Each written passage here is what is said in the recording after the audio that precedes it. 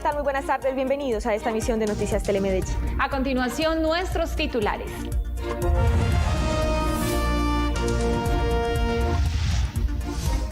El Gobierno Nacional tiene listo el decreto que enmarca el Plan Nacional de Vacunación, el cual arrancará el próximo 20 de febrero. El Gobierno Nacional también informó que tiene listos los contratos para completar las 35 millones de vacunas que se incluyen en ese plan.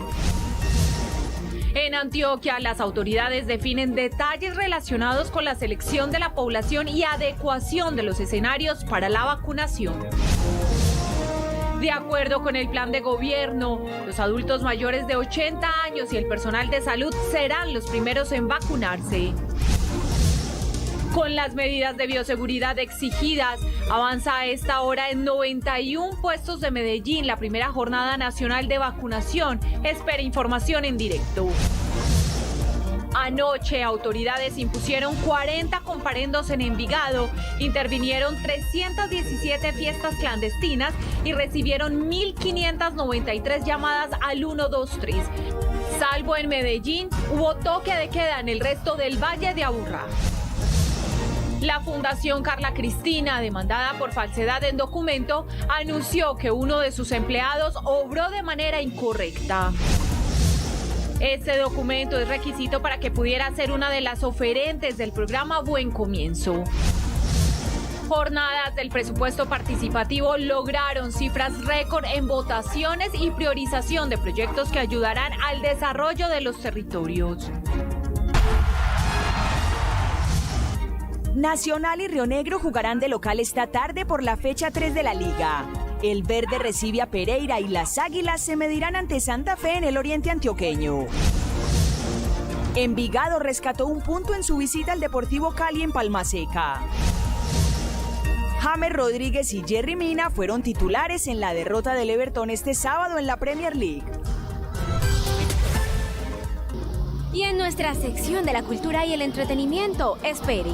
El tradicional San Alejo de Medellín no pudo estar en su fecha habitual, pero hoy regresó. Estaremos en el lugar para mostrarles los detalles de estos espacios llenos de cultura. Maratónico, una fundación de mascotas quiere cumplir la meta de conseguirle un hogar responsable y amoroso a 100 mascotas. ¿Será que lo logra? El FIL colombiano, el olvido que seremos, continúa con éxito el recorrido por los principales festivales del mundo. Se llevó el premio Horizonte de Oro en España. Esto y más en nuestra sección de la cultura del entretenimiento. Los esperamos al final de la emisión. Los paramilitares están haciendo lo que se les antoja, como una fuerza de choque que pretende doblegar.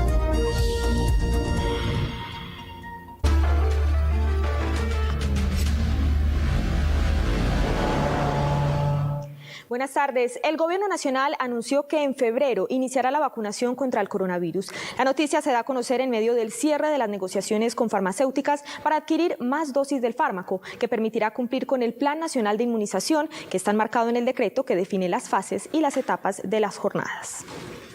Tras semanas de polémica por el futuro de la inoculación contra el coronavirus, el Gobierno Nacional hizo el anuncio más esperado de la pandemia. Confirmó que las jornadas de vacunación contra el virus iniciarán el 20 de febrero. Hemos también llegado a la decisión que la vacunación masiva en Colombia empezará el 20 de febrero. Estas semanas previas al 20 de febrero serán las semanas donde estaremos enviando comunicación efectiva, donde estaremos haciendo pedagogía, donde estaremos haciendo campañas, donde tendremos toda la logística dispuesta con las redes de salud locales, donde trabajaremos también con las EPS, con las IPS. El anuncio lo dio a conocer durante su programa de televisión diario, donde también informó que ya está listo el decreto que enmarca el Plan Nacional de Vacunación contra el coronavirus. Allí están definidos los lineamientos para garantizar la inmunización contra el COVID-19. Hay un decreto que delante de todo el pueblo colombiano, frente a sus ojos, lo vamos a firmar acá desde Coveñas. Este decreto que firmo en este instante es el que le da el alcance y el marco normativo al Plan Nacional de Vacunación. Este decreto será numerado en las próximas horas y será puesto a disposición del análisis, la lectura y el escrutinio de todo el pueblo colombiano. Hemos visto en el mundo países que han tomado la decisión y la respetamos de empezar ciclos de vacunación sin tener garantizada la continuidad con unos cronogramas. Nosotros tomamos la decisión, como está prevista en el Plan Nacional de Vacunación, que lo importante es empezar con sostenibilidad en el tiempo y garantizar los cronogramas. Según el Ministerio de Salud, con las negociaciones cerradas y el inicio de las jornadas de vacunación, están las condiciones para completar el 100% del plan de inmunización en 2021. Además del anuncio de la fecha oficial para el inicio de vacunación en Colombia, el Gobierno Nacional también informó que ya se tienen los contratos para completar las 35 millones de vacunas que llevarían a la inmunidad de rebaño. Durante el especial televisivo Prevención y Acción, el Gobierno Nacional confirmó el cierre de negociaciones con las farmacéuticas Moderna y Sinovac para la adquisición de 12.500.000 dosis de vacunas adicionales, con las que se logrará vacunar al total de colombianos para cumplir el objetivo. Son vacunas que han mostrado eficacia, que todas superan el estándar mínimo requerido por la Organización Mundial de la Salud para los procesos de vacunación.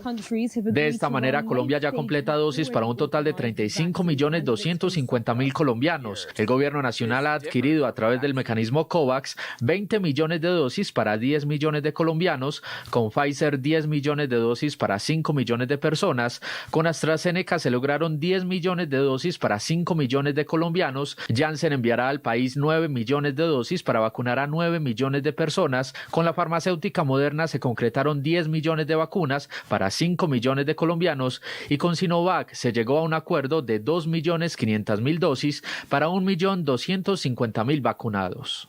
Que nos permiten un portafolio diverso frente a riesgos que puedan existir de no entrega de vacunas que estamos viendo en el mundo, pero también es un portafolio diverso que permite evidentemente tener diferentes plataformas, diferentes tipos de vacuna para atender a la población colombiana. Se espera que la mayor cantidad de vacunas se reciban durante el primer semestre del año, donde se espera vacunar a la mayor cantidad de personas. Para la adquisición de estas dosis, el Gobierno Nacional ha invertido más de 2 billones de pesos. Y en el departamento se concentra un número importante de personas que serían vacunadas contra el coronavirus. Por ahora, las autoridades se concentran en priorizar a la población y en organizar los establecimientos para las jornadas. Antioquia se prepara para el inicio de las jornadas de vacunación contra el coronavirus en febrero, con el anuncio del Gobierno Nacional que ultima los detalles para coordinar con las autoridades territoriales. Se definen los mecanismos para iniciar la inmunización en el departamento y las poblaciones priorizadas en cada zona de la región. Los próximos 20 días los dedicaremos a terminar de ajustar protocolos, hacer simulacros, pedagogía y establecer comunicación con mayores de 80 años y sus familias. Al tiempo que se desarrollan jornadas para capacitar al personal encargado de la vacunación, también se hace el análisis de los ciudadanos que estarán priorizados en las jornadas. Según el Ministerio de Salud, en el departamento de Antioquia se podrían vacunar más de 5 millones de personas, de las 35 millones que están contempladas en el Plan Nacional de Vacunación. Alrededor de 145.000 ciudadanos serán vacunados en el departamento en una de las primeras etapas, que se sumarían a 800.000 ciudadanos más a mitad de año, 800.000 inoculados adicionales antes de finalizar este año y para abril de 2021 más de 3 millones de antioqueños. 12:09 de la tarde y en Noticias Telemedellín vamos a revisar rápidamente cómo serían esas etapas de vacunación que, recordemos, el Gobierno Nacional anunció que prontamente se comenzará en Colombia. En una primera etapa estarían los mayores de 80 años y personal de la salud de primera línea. Esa sería la etapa 1. En la segunda etapa estaría la población entre 60 y 79 años y personal de la salud de segunda y tercera línea, además estudiantes de la salud en etapa práctica que estén en hospitales haciendo esa práctica estudiantil. En una tercera etapa estaría la población entre 16 y 59 años de edad, además también que tengan comorbilidades, y estarían los docentes, los maestros de diferentes instituciones. En una cuarta etapa estarían los cuidadores sectores institucionales. Estaría también la población en ocupaciones o situaciones de riesgo, como policías, militares, personal en situación de calle y el IMPEC. Y vamos a observar una quinta etapa, que allí estarían incluida la población entre 16 y 50 años sin comorbilidades, que no tengan ninguna enfermedad de base. Estas serían entonces las etapas estipuladas por el Gobierno Nacional para esa vacunación. Ahora vamos a mirar las cifras de COVID-19. Ese último reporte de las autoridades de salud entregada en las últimas 24 horas. 1.243 casos nuevos, esto en el departamento de Antioquia, para un total confirmados 323.761 casos confirmados de COVID-19 en Antioquia. Casos activos, ya tenemos 6.799 casos activos en todo el territorio departamental. Y ahora estamos observando esa ocupación de camas UCI que llega al 84.53% de ocupación de unidad de cuidados intensivos en todo el departamento de Antioquia. Y a esta hora la ciudad de Medellín realiza una jornada de vacunación para inmunizar niños y adultos contra diferentes enfermedades. Un equipo de Noticias Telemedellín acompaña a esta hora una de esas jornadas en la unidad intermedia de Castilla. Santiago Noreña, buenas tardes. ¿Y cómo avanza esta jornada? Adelante.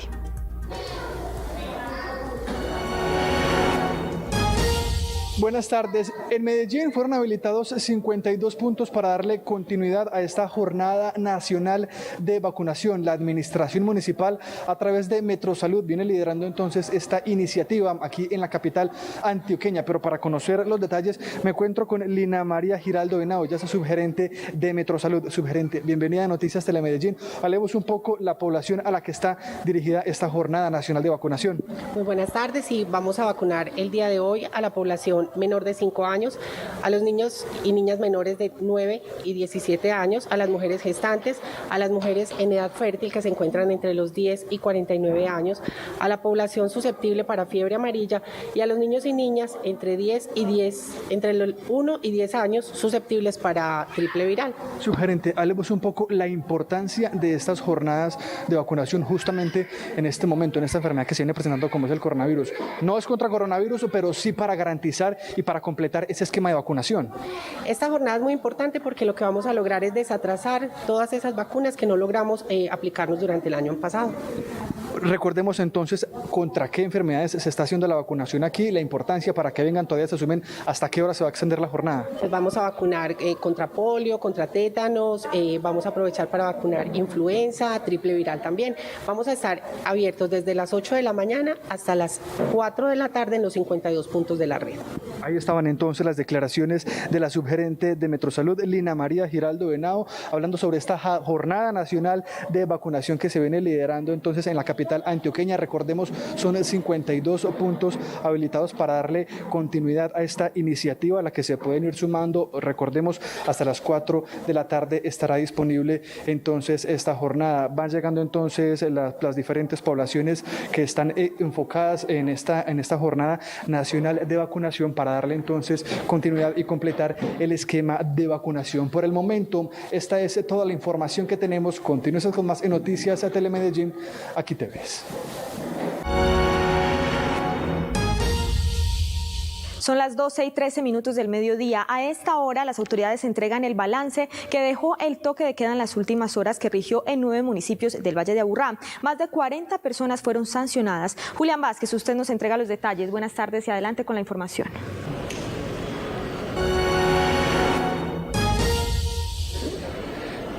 Hola, muy buenas tardes. De las 40 sanciones impuestas por la policía durante la noche de ayer en todo el área metropolitana, 26 se aplicaron en el municipio de Envigado, siendo este el municipio donde se reportó un mayor índice de indisciplina en las últimas horas, pero el brigadier general Pablo Ruiz, comandante de la Policía Metropolitana, que nos acompaña a esta hora, pues nos va a entregar el balance precisamente de lo que ocurrió en las últimas horas, en la última jornada en Medellín, donde pues aunque no aplicó el toque de queda nocturno, pues también se realizaron unos trabajos de seguridad y vigilancia. General, buenas tardes y ¿cuál es el balance? Muy buenas tardes. En la noche anterior la Policía Metropolitana del Valle de Aburrá atendió 1.593 incidentes por comportamientos contrarios a la convivencia, de los cuales 510 fueron por perturbación de alto volumen, atendimos 53 incidentes de riña y 28 por violencia intrafamiliar. Se intervino cerca de 317 entre fiestas clandestinas, reuniones sociales y privadas y aplicamos 40 comparendos en todo el área metropolitana. Hacemos un llamado a la comunidad en primera instancia con el ánimo de garantizar la vida y la integridad y la salud contra el COVID-19, que acate las normas de convivencia, repito, siempre con el fin último de garantizar la vida y la integridad de las personas. General, después de Envigado, ¿qué otros municipios o qué otras zonas del área metropolitana reportan un mayor índice de indisciplina? Envigado atendimos 26 incidentes de fiestas clandestinas y otro tipo de comportamientos contrarios a la convivencia, seguido de Bello, de Copacabana, de Itagüí, de La Estrella, Caldas y Sabaneta respectivamente. Muy bien, general, muchísimas gracias. Si bien las medidas se han flexibilizado, las autoridades insisten en la importancia del autocuidado y también de la responsabilidad ciudadana. La información que registramos a esta hora desde el centro de la ciudad. Continúen ustedes con más de Noticias Telemedellín. Aquí te ves. Bien, Julián, gracias por la información. Y seguimos con noticias de orden público. 7 presuntos integrantes de la banda delincuencial Los Conejos, señalados de haber hurtado un furgón con electrodomésticos, fueron capturados en las últimas horas gracias a la denuncia ciudadana. Según las autoridades, luego del hurto, los ladrones huyeron del sitio con la mercancía evaluada en 20 millones de pesos, pero a la altura del sector Enciso fueron capturados, mientras que los electrodomésticos fueron recuperados. 4 sujetos más, también dedicados presuntamente al delito de hurto en la Candelaria y San Javier, fueron detenidos. Y luego de luchar durante varias horas por su vida, falleció en una clínica del sur de Medellín el parrillero de la motocicleta que el jueves en horas de la noche se estrelló contra un poste en la variante de Las Palmas. Se trata de un menor de 17 años que, pese a los esfuerzos de los médicos, no logró sobrevivir. La víctima sufrió heridas de gravedad después de que el conductor de la motocicleta en la que se movilizaba como pasajero perdiera el control y tumbara un poste cuando al parecer realizaban piques ilegales. Por su parte, el conductor de la moto se recupera de las heridas. Es momento de una pausa, Noticias Telemedellín. Pero quédense conectados, ya regresamos con más información.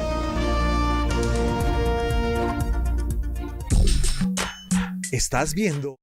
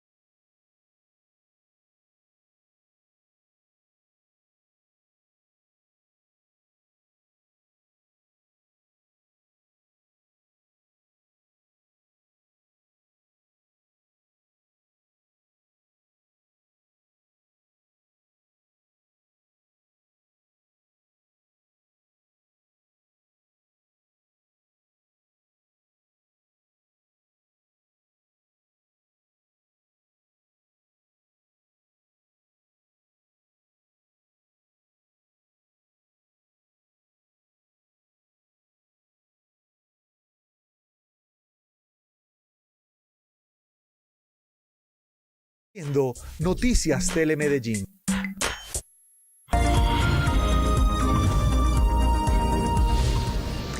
En las últimas horas, el Tribunal Superior de Bogotá dio vía libre para que regrese la utilización por parte de la policía de los gases lacrimógenos en las protestas sociales.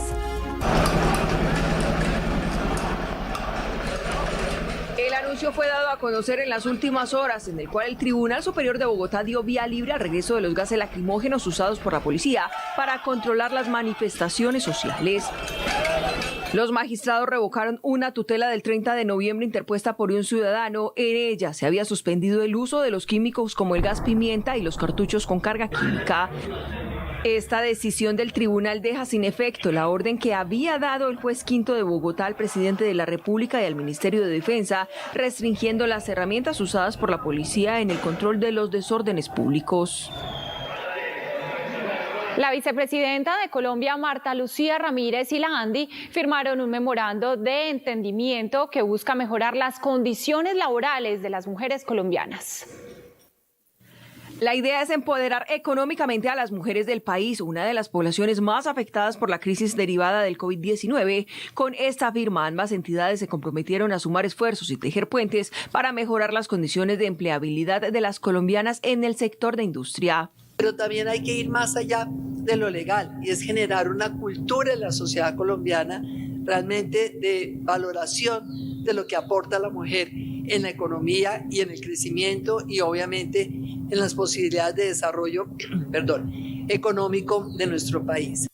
De acuerdo con la vicepresidenta Marta Lucía Ramírez, esta alianza permite unir voluntades entre el gobierno y empresarios para fomentar la generación y permanencia de empleos femeninos en el sector industrial, así como propender por espacios laborales libres de discriminación en el interior de las empresas. Es el acompañamiento, es promover obviamente, eliminar todas esas barreras que de pronto todavía existen en nuestro país sobre la mujer. Por fortuna son cada vez menos esas barreras, pero estamos seguros que contamos con un sector empresarial en Colombia consciente de esos cambios que hay que hacer.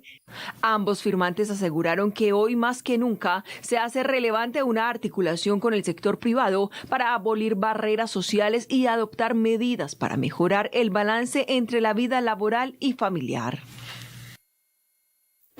Y debido a la pandemia, los estudiantes pertenecientes a los fondos de las comunidades negras e indígenas del país podrán renovar los créditos condonables del ICETEX de manera virtual. Tienen hasta el 21 de marzo para hacerlo. El ICETEX amplió el plazo de renovación de créditos condonables de forma digital para más de 17.000 estudiantes antiguos pertenecientes a los fondos de comunidades negras y comunidades indígenas que cursarán sus estudios en el primer semestre del periodo académico del 2021. Para realizar el proceso de renovación, las personas deben acceder a la página www.icetex.gov.co.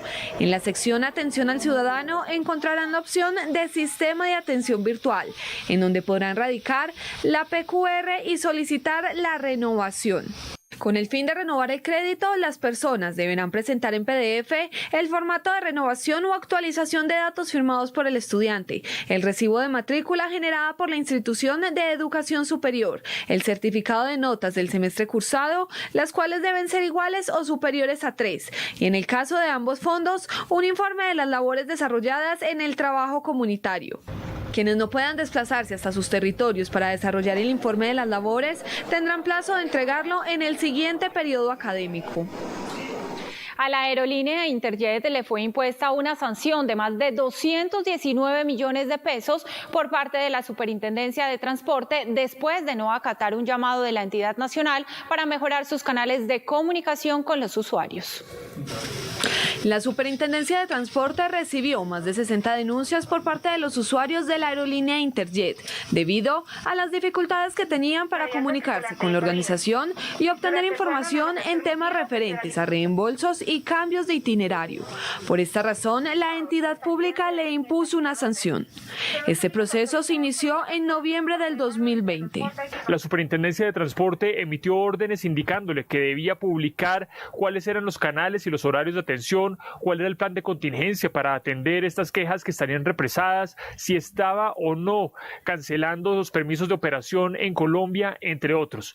Después de realizar la verificación, la superintendencia constató que no se dio estricto cumplimiento.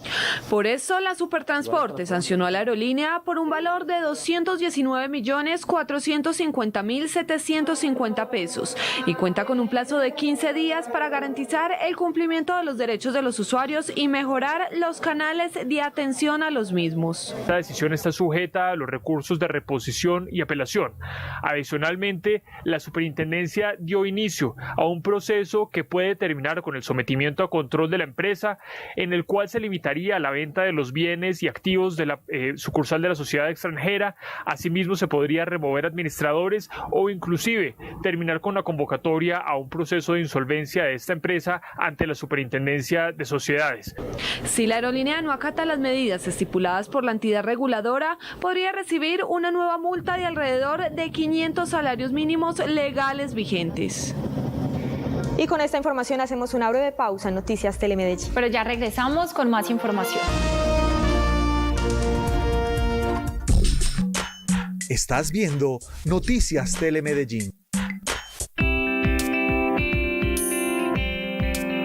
Nos estamos preparando. La vacuna contra el COVID está por llegar a Colombia. Hay dudas, inquietudes, miedos, también mitos. Conversemos un poco en Alodoc.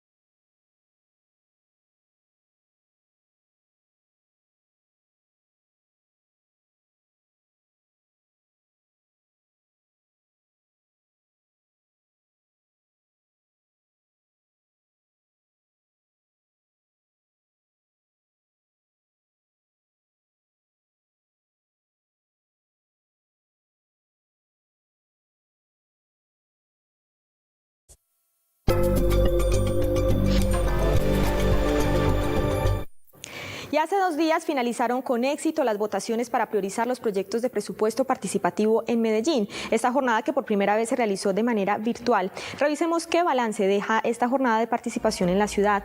Miren, de acuerdo con la Secretaría de Participación Ciudadana, en total se registraron 218.885 registros en la plataforma medellindecide.com.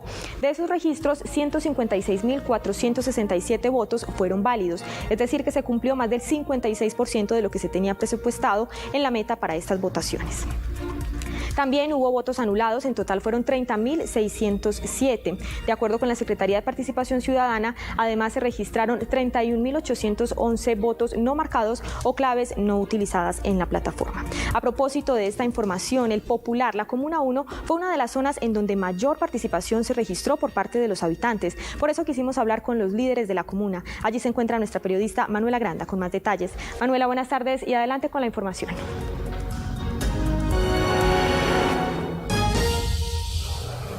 Compañeras televidentes, muy buenas tardes. Así es, el Popular 1 fue uno de los sectores de Medellín en donde se presentó el mayor número de votantes durante las jornadas de votación del presupuesto participativo. Fueron más de 29.000 personas las que a través de la página web y a través de los diferentes puestos decretados por parte de la administración municipal salieron a votar por sus proyectos favoritos para crear una transformación social. Pero para conocer cuáles fueron esos proyectos, nosotros nos encontramos con Yurixa Ovalle. Ella es la presidenta de la JAL del Popular 1, quien nos va a contar entonces cuáles fueron estos proyectos preferidos por parte de la comunidad.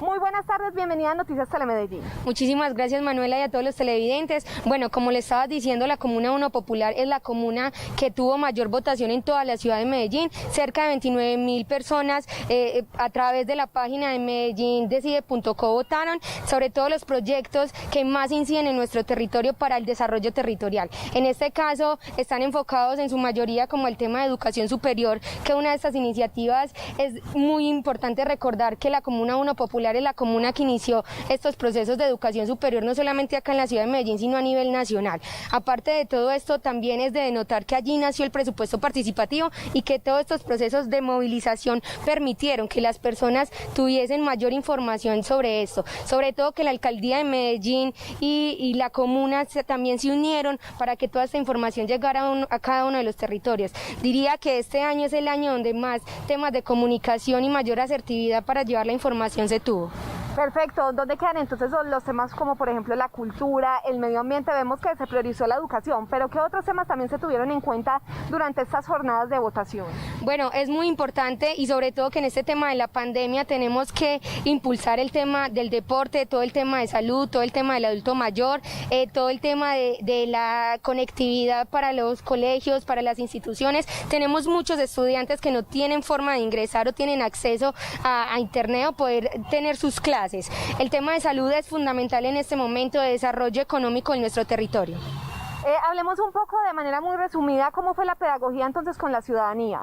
Bueno, algo muy importante son los liderazgos. Los liderazgos se movilizaron en cada uno de los sectores que hacen parte de la Comuna 1, hablando con la gente, hablando con los vecinos, incluso desde los mismos vecinos decían, venga, yo quiero votar. Quienes no tenían acceso a computador tenían la facilidad de ir a muchos sectores o a muchos lugares como los centros de desarrollo zonales, las casas de justicia, juntas de acción comunal, donde allí podían acceder y podían votar. Muchísimas gracias por esta información. Les recordamos, por supuesto, a todos los televidentes que durante este año se tuvieron votaciones históricas en el presupuesto participativo. Las diferentes comunidades de los diferentes sectores de la ciudad decidieron salir a votar por aquellos proyectos favoritos que de verdad buscan promover un cambio en diferentes campos como la educación, como la salud, el deporte y como se los contábamos previamente.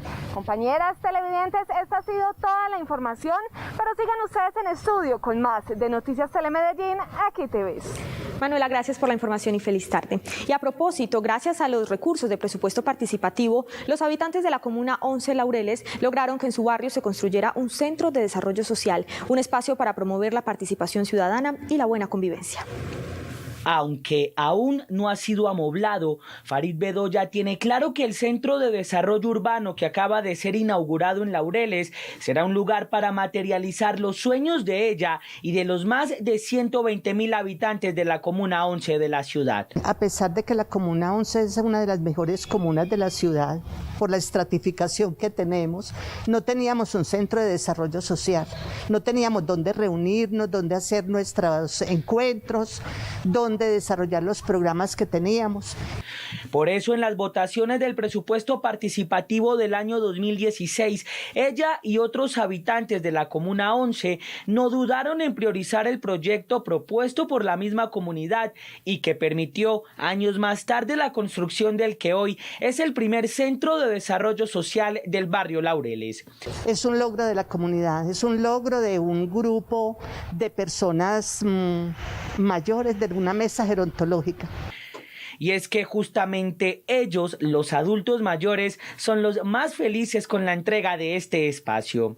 Me sueño con que acá hagamos comitivas, hagamos baile, porque los adultos mayores somos personas que en verdad somos muy activos. 986.000 millones de pesos provenientes del presupuesto participativo fueron invertidos en la construcción de este espacio de ciudad entregado en diciembre del 2020 y que busca fortalecer la participación ciudadana.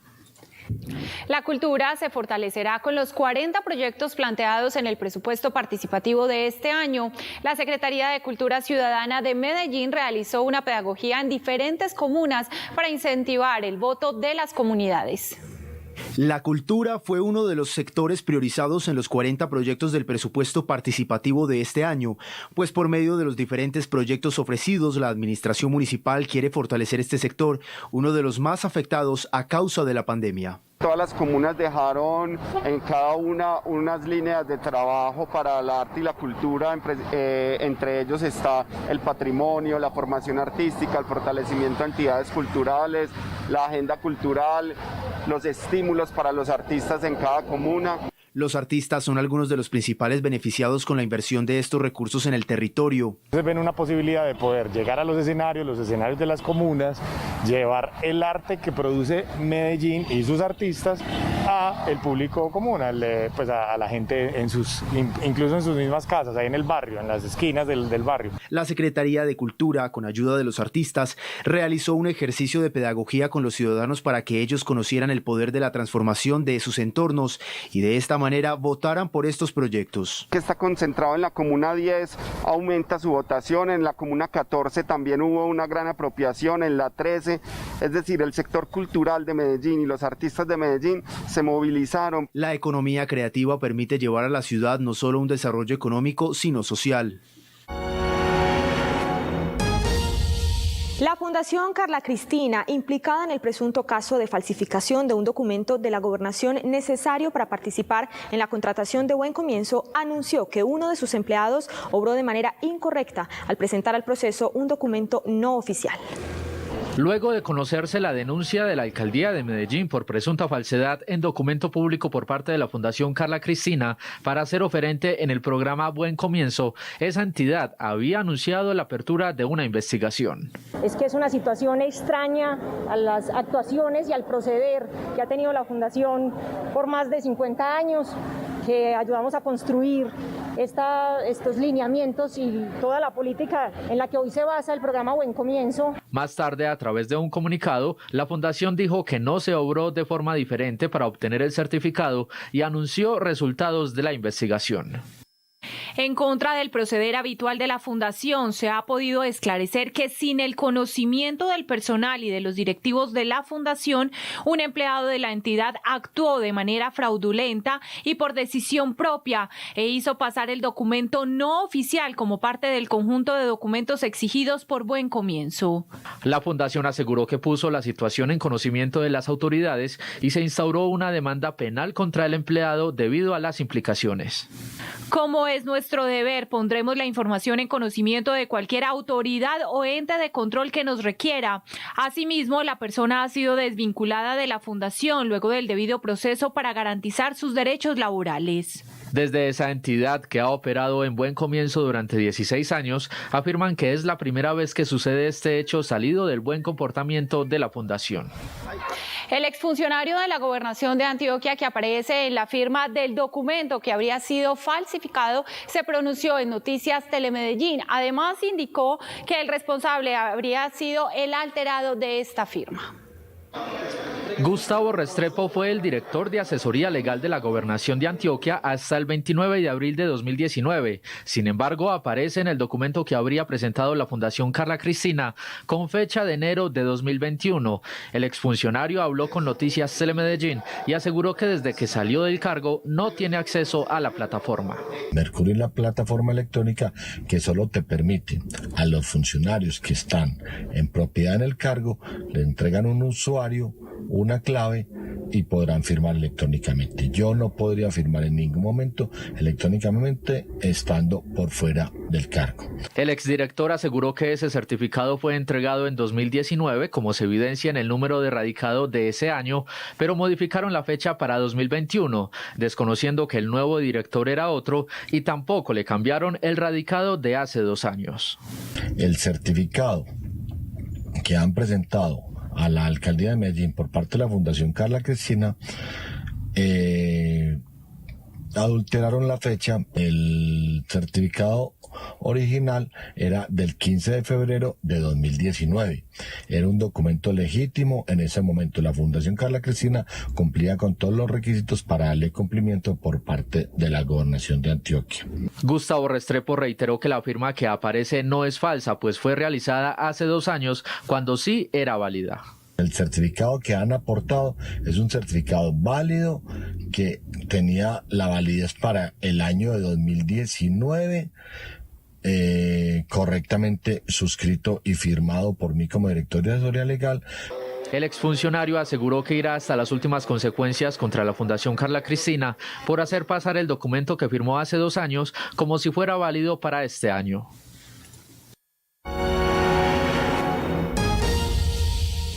Migración Colombia abrió una investigación para identificar a las empresas de servicios especiales que de manera ilegal están facilitando la llegada de migrantes a Necoclí, donde casi 1.000 extranjeros continúan varados. Mientras los pasos fronterizos entre Colombia y Panamá no sean abiertos, a estos migrantes no les queda otra opción que esperar y aguantar. La semana pasada tuvimos la oportunidad de dialogar con las autoridades migratorias panameñas ahí en el hito de la miel, en la frontera entre Colombia y Panamá, en donde se reiteró ese cierre y la imposibilidad de paso. ¿Por qué? Porque Panamá también de manera soberana está protegiendo a sus diferentes habitantes y a los ciudadanos panameños. Pero para que el problema no siga empeorando, Migración Colombia ha iniciado un plan especial de verificación desde el departamento de Nariño hasta el Urabá, donde se han identificado empresas de servicio especial que se encargan de transportar extranjeros de forma irregular. Estamos haciendo un llamado al Ministerio de Defensa, a nuestra Fuerza Pública y de Policía para un mayor control en la zona de frontera con Nariño, de modo tal que esta situación que tenemos en el Golfo de Urabá no se incremente. Por su parte, y aunque los migrantes, según la alcaldía de Necoclí, han rechazado las ayudas que les han brindado, pues lo único que desean es cruzar al norte del continente, actualmente la administración busca la forma de hacer más llevadera su estancia en el lugar. Hemos estado solicitando con la gobernación para que nos apoye en el tema de la instalación de unos baños portátiles y unos tanques de almacenamiento de agua para poderles apoyar en ese sentido a esta población. En los últimos 2 años, más de 21.000 migrantes, en su mayoría haitianos, africanos y cubanos, han sido identificados por las autoridades migratorias en Colombia.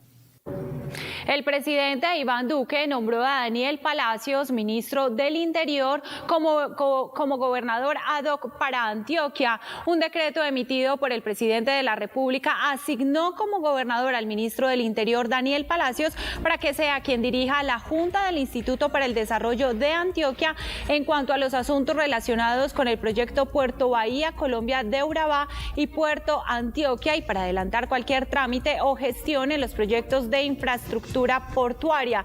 Según el decreto, el gobernador de Antioquia, Aníbal Gaviria, se declaró impedido de dirigir estos proyectos, pues él y su familia son accionistas de las empresas privadas que participan en el desarrollo de estos.